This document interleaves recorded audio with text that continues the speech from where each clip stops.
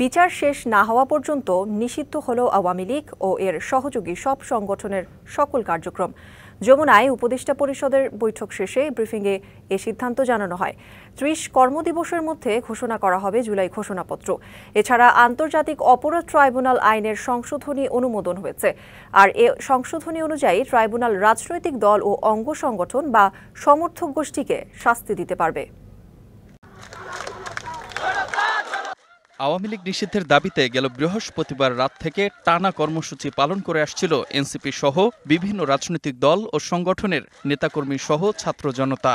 এমন পরিস্থিতিতে শনিবার রাতে জরুরি সভায় বসে অন্তর্বর্তী সরকারের উপদেষ্টা পরিষদ।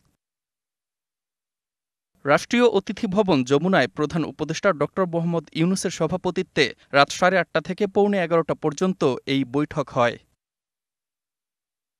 বৈঠক শেষে এক ব্রিফিংয়ে জানানো হয়, আন্তর্জাতিক অপরাধ ট্রাইব্যুনালে আওয়ামী লীগ ও দলটির নেতাদের বিচার না হওয়া পর্যন্ত দলটির যাবতীয় কার্যক্রম নিষিদ্ধ করার সিদ্ধান্ত হয়েছে।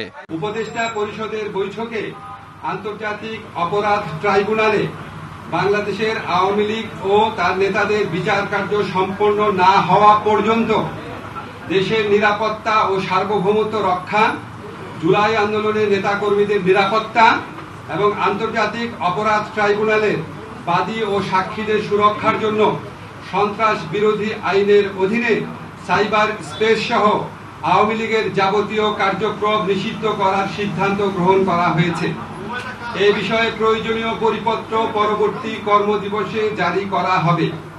এর পাশাপাশি আজকের উপদেষ্টা পরিষদের বৈঠকে জুলাই ঘোষণাপত্র আগামী 30 কার্যদিবসের মধ্যে চূড়ান্ত করে প্রকাশ করার সিদ্ধান্ত গৃহীত হয়েছে।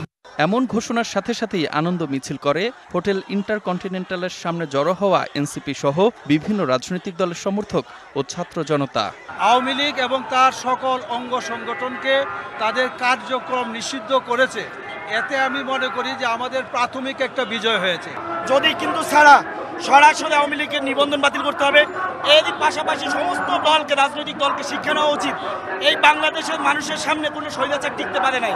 যে প্রজ্ঞাপন জারি হওয়ার যে বিষয় বা আপাতভাবে যে নির্দেশনা আসছে তাতে আমরা পুরোপুরি খুশি না, তবে যতটুকু আসছে এটার জন্য আমরা যথেষ্ট ইতিবাচক। এদিকে এমন সিদ্ধান্ত নেয় সরকারকে ধন্যবাদ জানিয়ে দ্রুত আওয়ামী লীগের নিবন্ধন বাতিলের আহ্বান জানান এনসিপির আহ্বায়ক Nahid Islam. Mostafa Kamal, DBC news desk.